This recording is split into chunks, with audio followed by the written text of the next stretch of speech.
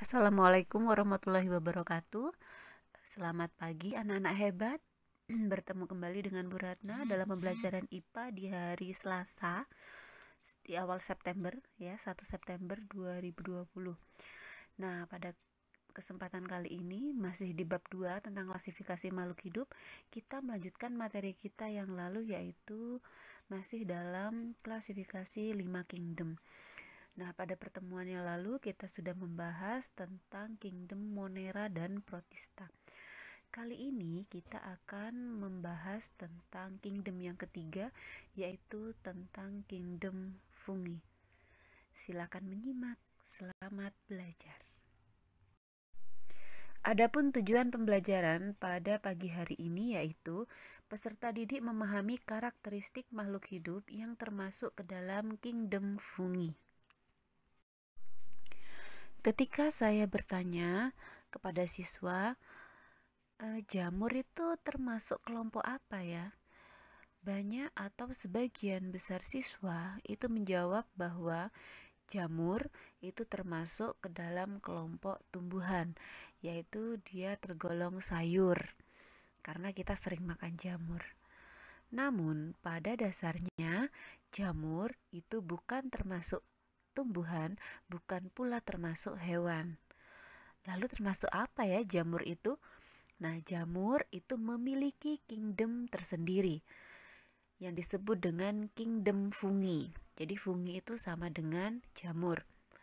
Kingdom fungi merupakan salah satu kingdom dalam sistem klasifikasi 5 kingdom.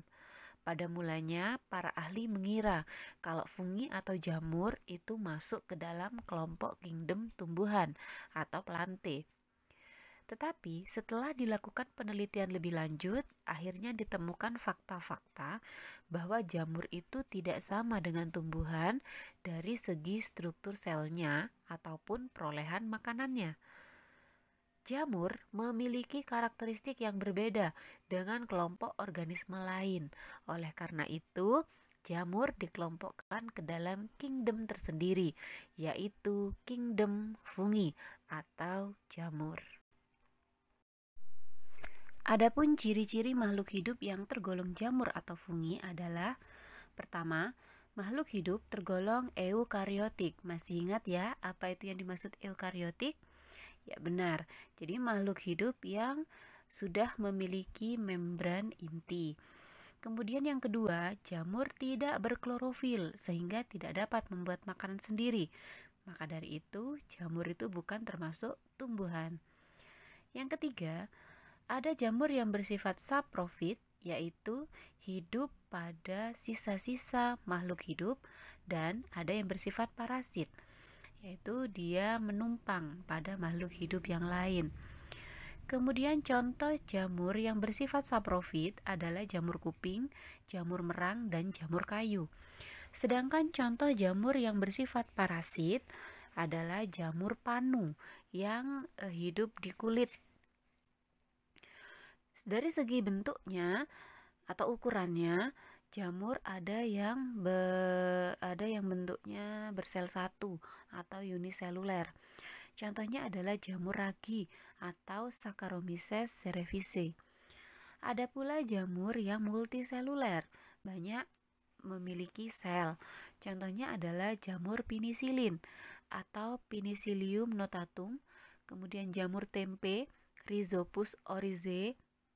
Ada pula jamur merang atau Volvariella volvaceae. Ciri jamur berikutnya adalah dia memiliki benang-benang halus yang disebut dengan hifa. Cabang dari hifa disebut dengan miselium. Jamur berkembang biak secara vegetatif atau aseksual dengan membentuk spora, pertunasan, atau dengan pemutusan hifa.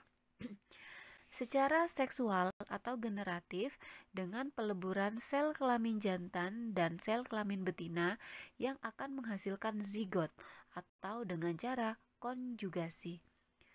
Bentuk dan ukuran jamur bervariasi, ada yang berbentuk lembaran, ada pula yang berbentuk seperti payung.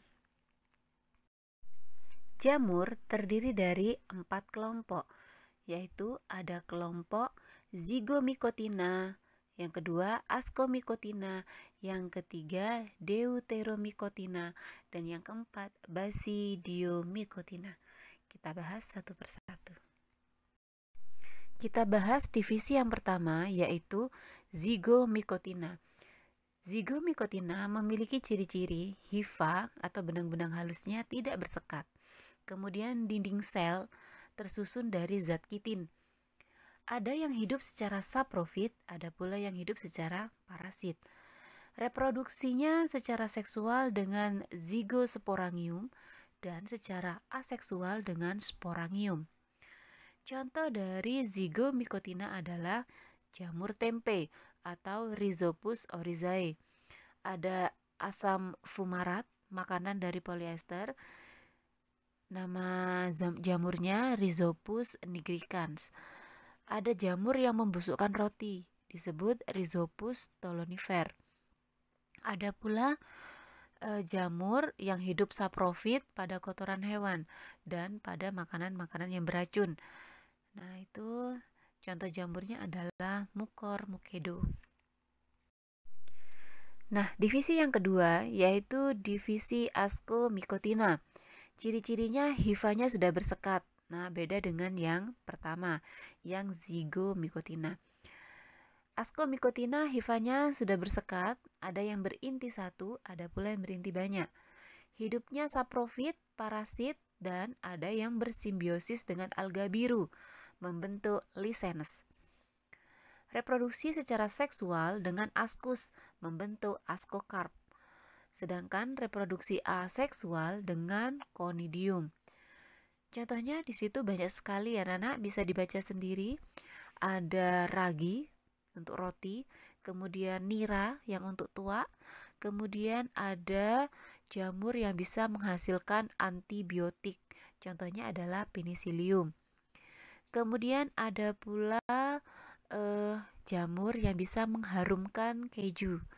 Jamur yang digunakan untuk kecap, jamur yang digunakan untuk minuman sake, kemudian ada jamur yang untuk menjernihkan sari buah, kemudian mematikan racun aflatoksin, kemudian ada yang jamur yang berbahaya ya, mengakibatkan penyakit pada paru-paru, paru-parunya burung dan juga manusia. Kemudian ada pula jamur yang digunakan untuk membuat tape. Ada pula jamur yang termasuk sumber protein tinggi atau SPT, dan jamur yang parasit, nah itu pada petai Cina. Berikutnya divisi Basidiomycotina. Memiliki ciri-ciri, yang pertama hifa bersekat, ada yang berinti satu, ada pula yang berinti dua. Hidupnya secara saprofit, parasit, dan ada yang bersimbiosis dengan akar pada tumbuhan, membentuk mikoriza. Reproduksi secara seksual atau generatif dengan basidium, membentuk basidiokarp. Sedangkan reproduksi secara aseksual dengan conidium. Beberapa contoh dari divisi Basidiomycotina. Nah, ini banyak yang bisa dimakan ya atau bisa dikonsumsi. Contohnya ada Volvariella volvaceae, Auricularia auricula. Ada pula yang Agaricus campestris. Kemudian yang digunakan sebagai bahan obat-obatan ada Ganoderma aplanatum dan Polyporus gigaetum. Nah, itu contoh-contoh dari divisi Basidiomycotina. Divisi yang terakhir atau yang keempat dari fungi, dari kingdom fungi adalah Deuteromycotina. Ciri-cirinya, jamur ini belum diketahui alat perkembangbiakannya sehingga disebut jamur tak sempurna. Umumnya bersifat parasit, hifanya bersekat, dan reproduksi aseksual dengan membentuk conidiospora. Contohnya adalah jamur-jamur penyebab penyakit kurap dan ketombe atau kurap di kepala.